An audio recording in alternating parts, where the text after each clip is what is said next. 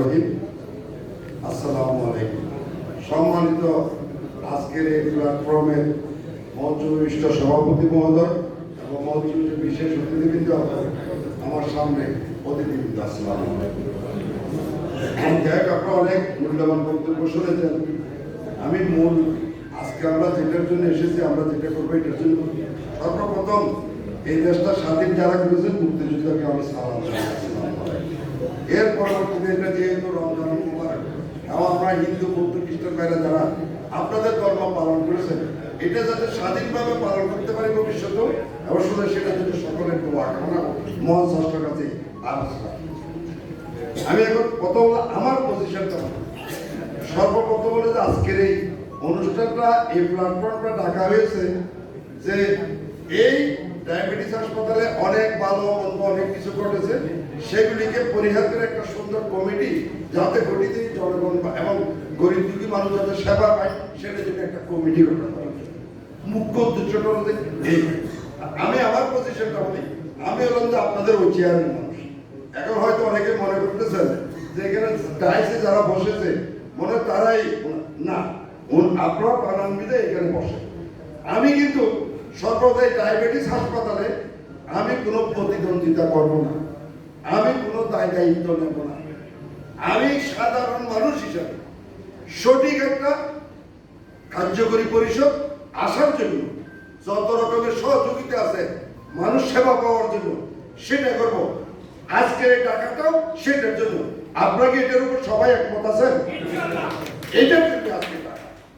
এখন আমরা অনেক এখানে ঈদ উদযাপন, এখানে রমজান এগুলি আমরা উপমা ব্যবহার করেছি। প্রকৃতপক্ষে হচ্ছে কি, আমি এখন বলবো যে যারা আসতে চাচ্ছে বা যারা আসার জন্য আগ্রহ প্রকাশ করছেন, এখানে যদি অতীতের যে দুর্নাম হতেছে আবার আসি, আপনি যে লঙ্কা যে সেরা হলো তাহলে আপনার আল্লাহর অবস্থা আসেন না, আল্লাহর গজব থেকে যাতে কি আপনার রেহাই পান। যে এটাই হলো এখানে যদি কেউ আসার জন্য এই ডাইজও থাকতে পারে, এই ডাইজও থাকতে পারে। আমি যেটা আপনাদের সকলের পক্ষে থেকে আমরা যখন সুন্দর দেখবো, ভালো দেখবো, সামর্থ্য থাকলে সাহায্য করবো, সহযোগিতা করবো, রুগী পাঠাবো। আমরা এখানে কোনো হিসাব নিতে আসার সম্ভাবনা নাই।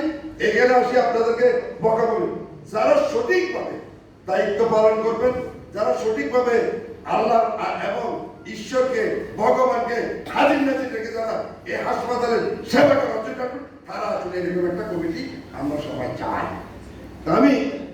আমি আমার পজিশনটা, আর আমাকে যদি কেউ তাড়া করাইও দেয় কিন্তু ভোট টোট দিবেন আমি দাঁড়াবো না, এটা বলে দিবেন। হ্যাঁ, এখন আসেন এই হাসপাতালটা এখন অনেক আলোচনা সমালোচনা অনেক শুনেছি। আমি সর্বপ্রথম এই হাসপাতালটা প্রথমে ছিল মেদিবাগ, তারপর আসছে আপনার চকবাজার, তারপরে আমি বলবো যে কে বা কি করছে, আমি প্রথম থেকে ছিলাম না, মাঝখানে আমি এসেছি যে চকবাজার পর্যন্ত জানি।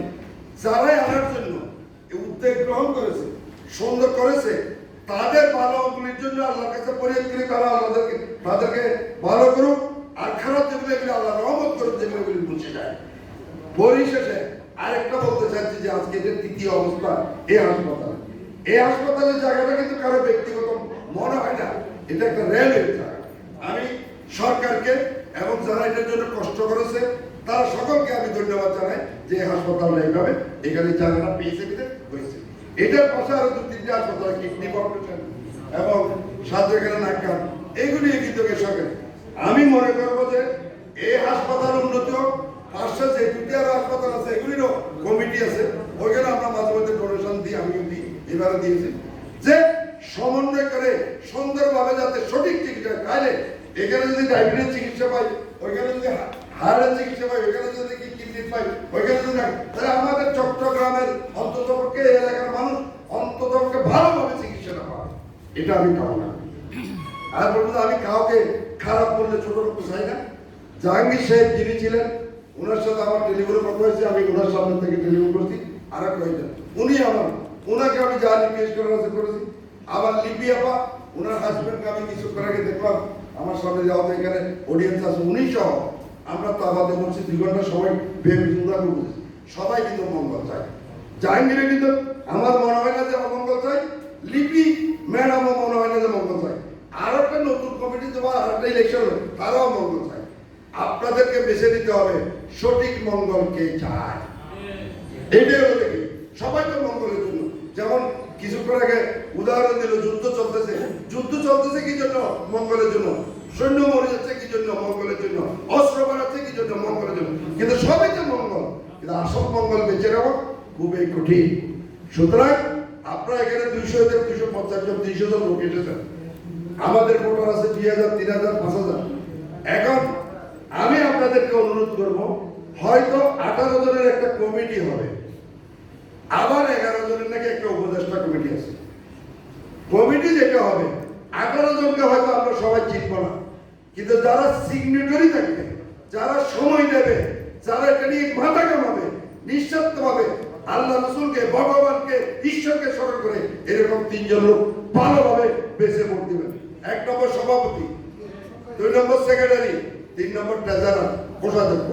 এই 3 জন লোক যে সঠিক কিনা, হয়তো প্যানেল 2টা হবে 3টা হবে, হয়তো এক প্যানেল থেকে সভাপতি হবে, আরেক প্যানেল থেকে সেক্রেটারি, যে ভালো তাদেরকে ভোট দিবেন। প্যানেল দিতে হবে এমন কোনো কথা নেই। আমি কি আপনাদেরকে বুঝাতে পারতেছি?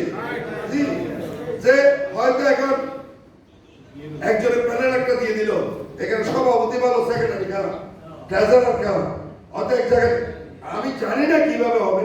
আমি ভোট দেওয়ার জন্য যেটা চিন্তা করব, কারো কাছে বিকৃত হওয়ার দরকার নেই। অনেক কথা।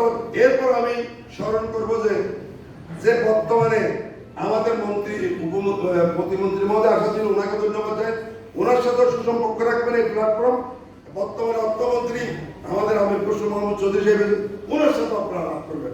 আলাপ করে সুন্দর একটা কমিটি দিয়ে যাতে এই হাসপাতালটা মানুষের সুচিকিৎসাটা পায় সে ব্যবস্থা করবেন।